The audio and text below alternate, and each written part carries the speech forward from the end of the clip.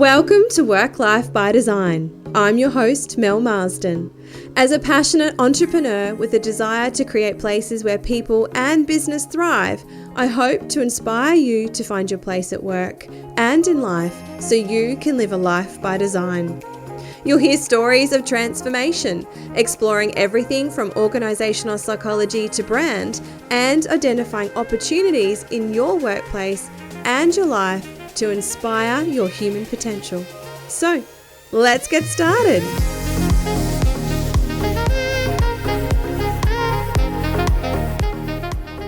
Hello and welcome back to another episode of Work Life by Design. This is episode number 82, and I can't believe that we have hit number 82 already. So thank you for tuning in. I really enjoy bringing this show to you every week, and I'm glad that you keep coming back to tune in. But today I want to be chatting about the 9 to 5, Monday to Friday, 9 to 5. Why is it that we have been working this way, how it came to be, and what our opportunities are for the future? Now, this is something that you may pre-COVID never have actually taken a moment to consider. And probably rightly so, because for many of us, we've just been going with the flow, not bucking the status quo. That's what we did. This is the way we've always done it. We work Monday to Friday, 9 to 5. We get up, we head into our offices, and we go home again. But there has been a silver lining that has come from the pandemic, and that is something that has enabled us to start to really look at why we work the way we do and to start to question it a little bit. So what I want to do today is take a really brief look back at how our current concept of work and the rhythms that we engage with actually came to be, and where our opportunities are to redesign these as we look forward into the future. So as far back as history goes, we have toiled in the fields from sunup till sundown, and typically we did this 6 days a week. We were resting on the Sabbath because of our religious beliefs, and so we were out there toiling away as long as the daylight hours would allow us. Now, with the rise of the Industrial Revolution, we then carried that same work ethic from the fields into the factories. However, thanks to the fact that we had machine technologies such as steam and spinning machines, we were able to start to substantially improve the output that we were producing for the same amount of labour that we were investing. However, in 1812, when we had the introduction of the gas light come along, we then could actually work longer and longer hours. And so what started to happen is that our work days actually lengthened from working between daylight hours to actually being able to work 10 to 16-hour shifts. So we started to work these incredibly long days in shift work within these factories as a result of the fact that we had this artificial lighting that enabled us to expand that work time. But it was in the 1820s that we started to see a shift away from these long working days. So middle managers, led by the reformist Robert Owen, started to campaign for the 8-hour workday.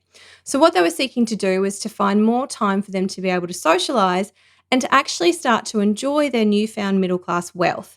And what they wanted to do was introduce the 8-8-8 ratio. So this is where we had 8 hours labour, 8 hours recreation, and 8 hours rest. So this is where the 8-hour workday started to come into play. It was because they had this newfound wealth that they had accumulated as a result of being able to work in the factories and earn an income. And then they wanted to actually enjoy a lifestyle that came with that. And so that's where our 8-hour workday started to come from. However, it wasn't until 1926 when Ford truly started to revolutionise the 8-hour workday. And so what he actually did was that he wanted to actually run his factories around the clock. So the way that he was going to do that was to run 3 shifts of 8 hours each. Now, to do that, that meant that he could hire thousands more workers, he could double their wages, so he went and he gave them all $5 a day, and he shortened their working week from 6 days to 5 days. And so this is where we have found our 40-hour work week, Monday to Friday, 9 to 5, thanks to Henry Ford in 1926, when he started to run his factories around the clock using those 3 shifts of 8, 8, and 8. And it all paid off for Ford, because what it did was it increased his productivity of his factory and he doubled his profit in just 2 years. Now, so what's happened over time is that we've continued to work in this 8-hour a day, 40-hour a week, Monday to Friday block. But what we have failed to reconsider is that as our machines have become enhanced by computers, that our physical labour was then supplemented by knowledge work and our factories were transformed into offices, all we did was simply lift and shift the same work rhythms across into those new work environments. What we failed to think about was that the tools of our trade had changed. Now, while when computers were first introduced, they were very large, they were very expensive pieces of equipment that many households could not afford, we actually had to go and commute to a workplace to work because that's where our tools and our technology was housed because we were not set up to have these pieces of equipment in our own homes. You go back to the 80s and 90s and very few homes had computers in them. And if they did, you were probably of the wealthier end of the spectrum to be able to have that. However, this is something that everybody has today. And so now, a century on from when Ford actually revolutionized this 8-hour workday, we are no longer needing to commute to the workplace to work. Our tools are light, they're compact, they're mobile, they're connected, and they enable us to be adaptable, to be flexible, and to be highly mobile. Yet we have still been subscribing to the Monday to Friday, 9 to 5 work week that requires us to actually attend a workplace. Now, this was all true up until the recent events, and we have now been given the opportunity to start to reimagine this. We've been given this silver lining that has shone through the pandemic, and it's one that's really woken us up to the outdated work rhythms and structures of work that are no longer working for us. We have been really exposed to the conditioned thinking that we have had and our acceptance of, well, this is just how it's always been done. And it's really started to force us to recognize that there are other ways that work can actually work. Now, I think there are two really big things that have come out of this. The first is that we have had to really relook at what the true purpose of our work environments are. Now, I'm not going to dive into this one today because this is what I've talked about extensively on the podcast already. But I think we've been really given this opportunity to assess what our workplaces, environments are there for. What actually makes them work? What value do they bring to our organisation and what impact are they having on our people?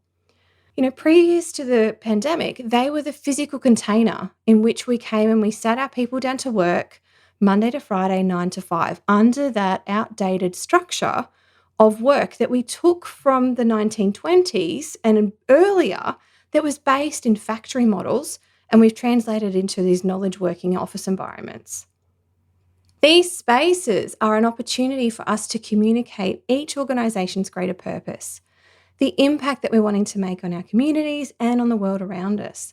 These are the spaces that tie our employees together, they're connecting them to this greater purpose and enabling them to see their contribution to the grander plan. So our workplaces really stand as a physical representation of our brand experience. And every organisation should be thinking about what is the experience that they want their people to have when they come into that workplace. How do we want people to connect not only to each other, but also to the organisational values? How do we want to drive those behaviours? And how do we want this environment to support the corporate strategy in being delivered? Never before have we collectively experienced such change on a global scale. The pandemic, whilst on one hand has challenged us in ways that previously we could have only imagined, on the other, it has opened the doors to incredible opportunity. The opportunity to redesign our work lives in a way that works for us. An opportunity to disrupt, reset, and recreate our new normal. And to help you on this journey, I am so excited to bring to you the Work Life Lounge. This is your VIP pass to accessing some of the greatest thought leaders in our world of work. So often we are told what we need to do and why we need to do it, but we are often left wondering, but how? How do I make the changes that I need to? And that's where the Work Life Lounge is here to support you, to guide you step by step through the how, to take back control and design your work life on your own terms. I can't wait to see you in the lounge. Now, let's get back to the episode. So we've been given this amazing opportunity to really reimagine how we can use our workplaces to shape our future, to optimize their true value, and what the contribution is that they can make to the lives of our people. But what I want to focus on today is the fact that when we have this opportunity to really relook at why we go to work Monday to Friday, 9 to 5, we have this opportunity now to completely reimagine that. And the reason that we do is because there are so many more opportunities now for us to design a work life that works for us because of our own personal preferences. Now, there are a number of things that influence this depending on the season of life you're in, what kind of work you do, who you work for, and how you go about your daily routine. All of these things influence it. So I'm just going to dive into a couple of these items now to start to help you think about ways that you could begin to shift your understanding and your own work patterns in a way that are going to be more effective and more productive for you. So the first one I want to bring your attention to is your own chronotype. Now, I first started to hear about chronotypes in an interview between Jacob Morgan and Daniel Pink when he was promoting his book called Drive. Now, chronotypes are our own biological rhythms to when we feel like we want to be waking up, when our energy is peaking, and how we are working. So there are 3 types of chronotypes, and they're all categorized by birds. So the first one is your lark. Now, your larks are your early morning risers. They're about 14% of our population, and they had their energy peaks in the morning. So they're going to be the ones that are getting up early, getting stuck into their work, but their peak energy is going to really drop off after lunchtime. Then you've got your middle birds, and these are about 65% of your population, and their energy level is somewhere in the middle here, and it sort of sits around lunchtime, and they're kind of just generally going with the flow. So 65% of the population were probably doing okay with the 9 to 5 work routine. However, the last type of chronotype is the owl, and there were 21% of our population are in that owl category. So having that 9 to 5 work routine doesn't really work for them, because what's happening is that they're wanting to sleep in longer, their energy peaks later in the day and even into the nighttime. So you can start to see how when we start to look at our own individual biological rhythms, the actual conformity of 9 to 5 doesn't actually respond to our own individual biological rhythms. So now that we have this opportunity to think about when we're going to be working best and what we can do with that, we can start to reshape our workday. Now, if you want to know what your particular chronotype is, I would recommend jumping over to my friend Dr. Christy Goodwin's website, and you can do a chronotype quiz there, and she's got some great resources on how then you can start to actually redesign your workday to respond to your unique chronotype. So the link for that one is drchristygoodwin.com/chronotype. And when you start to actually understand your own chronotype, it gives you the ability to start to reshape your day so that you can begin to improve your focus. You can work in ways that actually increase your creativity. You can bolster your productivity as well, but it also ensures that you're getting far more benefits from a better night's sleep, which we all know that we need rest and recovery to really fulfill our productivity and our performance throughout the day. So highly recommend having a look at that and starting to think about how you can actually begin to reshape your day to respond to your own unique biological rhythm. Now, another reason that we might want to start to reshape our Monday to Friday 9 to 5 is around our own family commitments, the season of life that we're in. So whether we have young children or we're caring for elderly parents or we are in a different phase in our life, this gives us the opportunity to start to think about what is important to me and how does my work need to be reshaped and formed around my life commitments and the other things that I think are valuable and are important to me. And so we often talk about this idea of work-life balance or work-life integration, but it's really starting to think about what is important to me? What do I want to incorporate into my life? How can I get this sense of balance or consistency or integration or this sense of wholeness across all of the elements that I think are important to me as an individual? And think about using this sense of choice as to when, where, and how I am best placed to work. And so using that gives us that ability to start to think about, well, am I best to get up and do 2 hours at 4:00 in the morning because I am a lark and that's when my energy is at a peak, and then that gives me time to take the kids to school. Then I can come back and I can jump into a couple more hours of work, and then I can take the afternoon off and pick the kids up early from school in the afternoon. Or maybe you want to hit the gym in the middle of the day. Whatever is going to work for you, it's about thinking about what does that work rhythm look like and how is that actually going to support you in enhancing your own performance and therefore your productivity and your output from work. So again, this comes back to this concept of presenteeism. Previously, we were working Monday to Friday, 9 to 5, and our work output and our performance was judged on our attendance. Did we actually show up on time? Were we late? Did we, sit at our desk all of that time, or were we hanging out in the kitchen and drinking coffee with our colleagues? This is where we need to start to shift our intention around work from that presenteeism to output-based performance. We need to be looking at what we can achieve with the hours that we have available to us and the work that we need to be doing. And this is where we start to look at how we can change our own work routines and practices to ensure that we're maximizing our output based on the hours that we have available. And this is also why we're starting to see a really big rise in the gig economy and the rise of the freelancer, because people are enjoying this flexibility. They want to be able to work when they want to work. And this is also why we're starting to see a rise in asynchronous work. So the ability for us to all be able to work across different time zones without a direct reliance on being in the same time zone or in the same space as one another. So there's a lot of things that are happening around us at the moment that are influencing this. And this is also why we're seeing a lot of sea change and tree change at the moment, because we're also now being enabled by the ability to work remotely, to work flexibly. But what does that look like for you and your day-to-day routine? So this is why when we look back in history, this is how we've got to being Monday to Friday, 9 to 5. And the fact that it was an attendance, presenteeism-based system. That system no longer is applicable.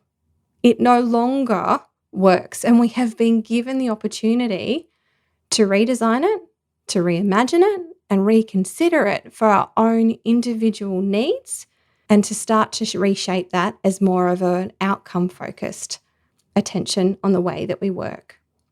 So that gives you a little bit of an insight into how we came to have the Monday to Friday 9 to 5 and why you now have the opportunity to completely redesign it for you.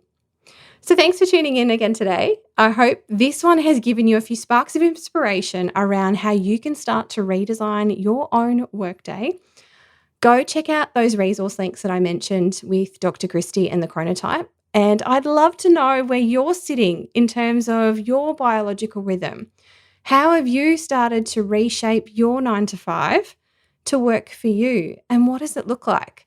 Share it with me. Send me a message on LinkedIn or on Instagram. Send me an email. I would love to know how you have started to redesign your workday to work for you.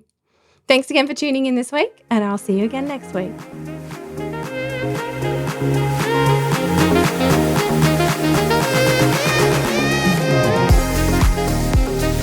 Thank you for joining me for Work Life by Design. If you enjoyed this episode, I'd love you to rate, review, or subscribe, or all three, in iTunes, and share it with your friends so we can continue to build this community. I would love to hear from you, so if you have any thoughts, questions, or suggestions, you can connect with me on Instagram at Melma, or send me an email at melissa@melissamarsden.com.au. I hope this episode has given you a few sparks of inspiration so that you can design a work life you love.